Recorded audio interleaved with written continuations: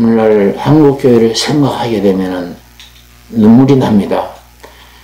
교회에서 별하별 각가지의 별하별 역사가 다 일어나는 그런 시대에 우리가 살아가고 있습니다. 교회 안에서 체면술이 천연되어 있고 광신술이 지금 판을 치고 있습니다. 근본적으로 바꾸어진 말씀을 전하는 시대가 되었고요. 방언이나 입신 이런 것들 성령의 역사가 어떤 것인지조차도 잘 모르고 오늘날 많고 많은 사람들이 성령의 역사인 줄 알고 무작정 알아보지도 않고 따라가는 시대에 저희가 살아가고 있습니다. 무엇 때문에 금식 기도를 하는 것인지 이사야 59장에 있는 말씀처럼 금식은 여러 가지 문제를 해결해 준다 해서 하는 것인지를 모르겠지만 예수님께서 말씀하시는 금식은 너희가 신랑이 너희와 함께 있을 때 너희가 금식할 수가 있느냐. 신랑을 빼앗길 날이 올 것인데 그때는 금식하라. 이렇게 주님이 분명한 어조로 말씀을 해 주셨음에도 불구하고 무작정 금식을 하고 있고 또 너희가 금식할 때 머리에 기름을 바르며 은밀한 가운데 은밀한 골방에서 기도를 하고 금식한 티를 내지 말라고 했는데 오늘 다 금식을 하면서 3일 금식을 합니다. 일주일에 금식을 합니다. 어떤 이는 20일 금식을 합니다. 어떤 이는 40일을 좀 하고 있습니다라고 다 나발을 벌어버리는 그런 시대에 살아가고 있습니다. 그게 뭐예요? 자기 의를 드러내기 위한 거 아닙니까? 남들이 넘보지 못하고 남들이 하지 않는 선을 넘어서 그만큼 인내를 가지고 예수님의 고난에 동참하면서 예수님이 금식했으니까 나도 금식을 한다라고 하는 그런 마음으로 금식하고 있다라고 말하고 있지 않습니까? 그럼 예수님 십자가에 죽으셨으니까 금식하는 분도 예수님 따라서 하시게 되면 십자가에 죽어야 되지 않을까요? 십자가 죽어야죠. 십자가 죽는 일은 지금 안 하고 계시지 않습니까? 틀리게 뱀이 사단이 바꿔놓은 말씀을 따라가고 있기 때문에 드리는 말씀인 것입니다.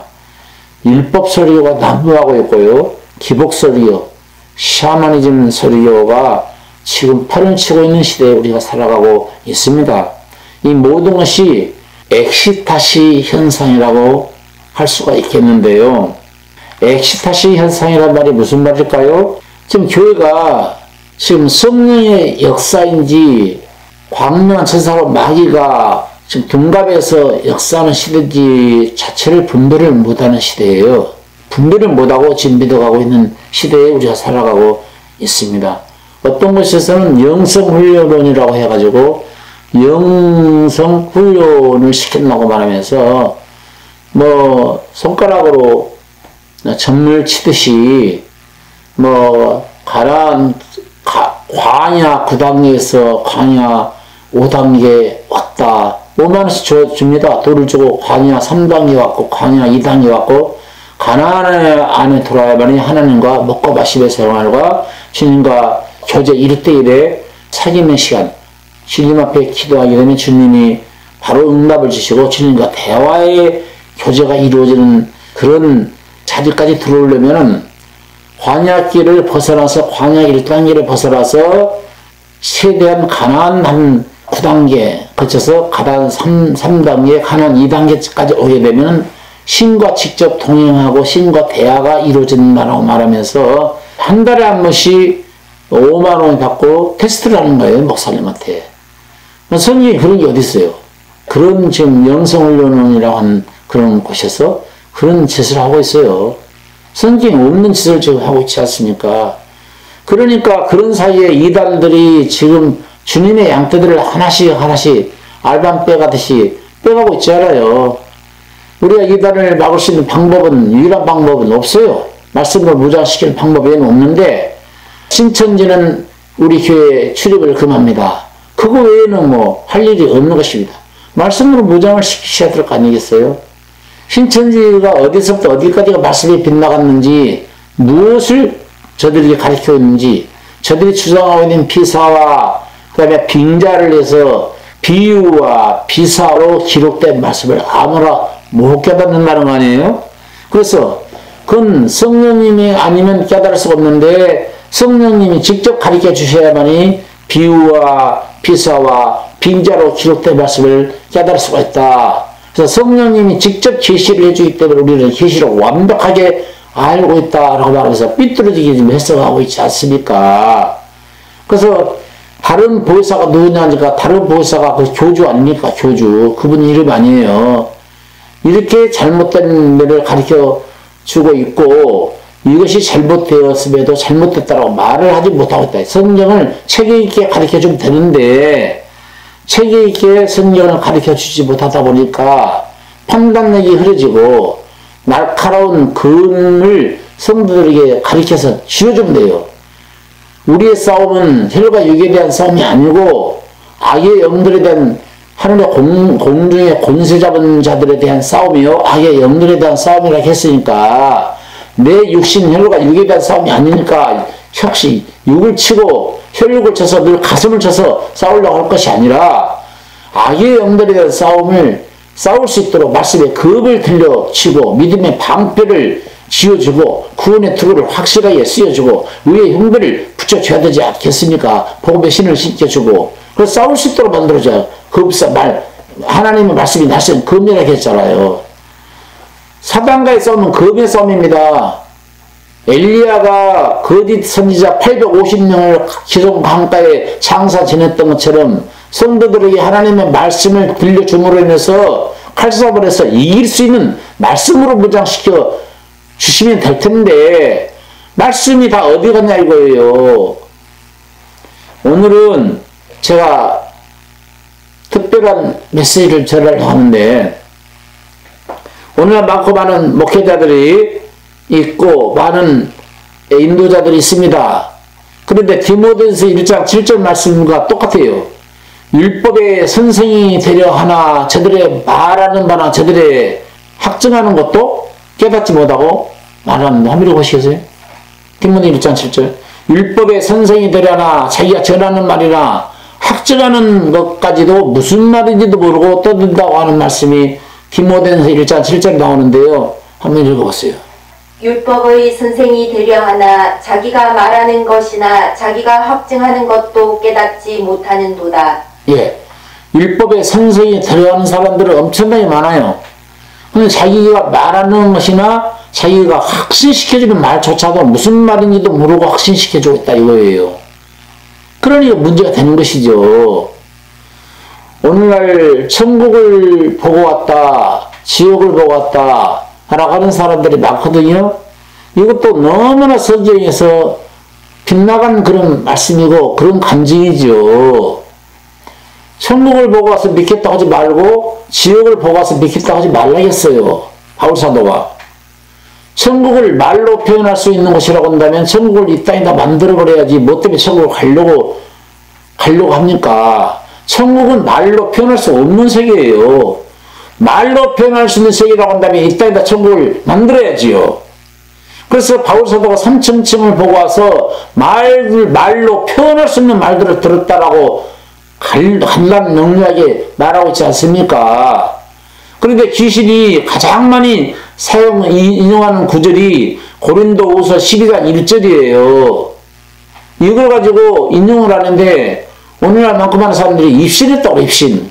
성경에 입신이란 말이 없습니다.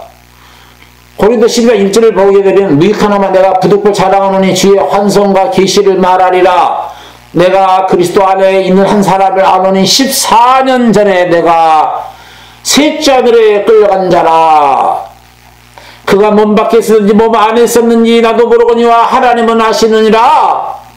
내가 이런 사람을 아노니 그가 몸 안에 있었는지 몸 밖에 있었는지 나는 모르거니와 하나님은 알고 계시느니라. 그가 낙원으로 끌려 올라가서 말할 수 없는 말들을 들었으니 사람이 가히 이르지 못할 말이로다. 이런 말씀하고 있거든요. 그런데 이게 미카가 있어요. 사후세계는요, 사선을 넘어서, 죽음이라는 사선을 넘어서 가는 곳이 사후세계예요. 천국입니다. 주님이 성경 66권이 완성되기 전에 사후세계를 보여주신 내용이 사도 요한 같은 경우 반복하면서 이리 올라오라 해가지고 영혼이 올려져서 하나님의 특별 초단적 역사로 사도 요한이 영광의 세계를 다 보고 와서 계시록을 기록했잖아요. 그러니까 계시록에 천국의 현상이 다 기록되어 있어요. 그것만 목회자들이 잘 가르쳐주면 천국을 계시록을 통해서 다 볼 수가 있는 겁니다. 그리고 그 외에 바울 사도가 입신해서 천국을 본 것이 아니고 바울 사도는 사도행전 14장 19절에 보니까 루스드라에서 1차 전도 여행 때 돌에 맞아 죽었어요. 오직 하루 꼬박 죽었습니다. 하루 꼬박 죽은 상태에서 이 영광스러운 이 세계를 보고 온 거예요. 그리고 깨어났어요. 그때서부터 바울사도의 전도 여행기를 계산해 보니까 고린도후서 12장 2절에 3층층 복음 시대까지 정확하게 14년이에요. 정확하게 선교 학자들도 그래 말하고 있고 바울사도 전도기를 연대기로 따져서 계산해 보면은 14년 전에 루스드라에서 죽어서 천국을 본 광경입니다. 그러니까 살아있는 상태에서 입신의 항월지경, 무아지경에 이끌려서 간다라고 하는 것은 그건 사단의 거짓말입니다. 그런 역사, 그런 애가 없습니다. 왜? 성경 완성이 된 지금은 그런 역사가 없는 거예요. 성경을 기록하기 위해서 다윗이 성경을 신구약 성경 토대 위에 우리 신앙이 세워졌다고 했지 않았습니까? 신약과 선지자의 글과 선지자가 기록한 게 뭐죠? 구약 성경이죠.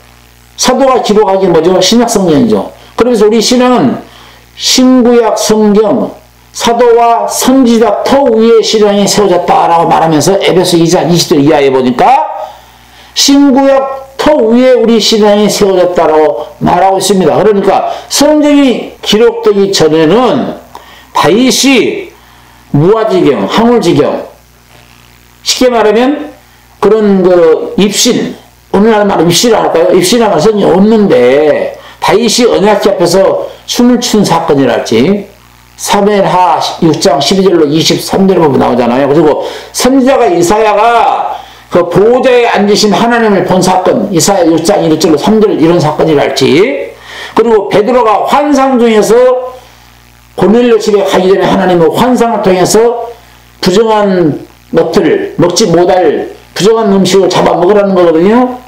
그래서 저는 유대인으로서 그 부정한 거이기 때문에 먹을 수가 없나이다 하니까 주께서 깨끗하게 하신 것을 어찌 네가 더럽다 하느냐라고 말하면서 그때 바로 고넬료 집에 사람이 보내와가지고 선생님, 베드로 선생님 모셔왔어요. 그래가지고 문 열어보니까 깨닫고 나서 이방인 집에 부정하고 더럽다라고 생각했었는데 우리 주님이 깨끗게 했으니까 이방인 집에 가서 구원하라고 한 뜻인가 보다. 그렇게 깨닫고 고넬료 집에 가서 부응해가지고 고넬료가 의로운 사람이고 구제가 상달된 사람에도 불구하고 구원이 없었잖아요.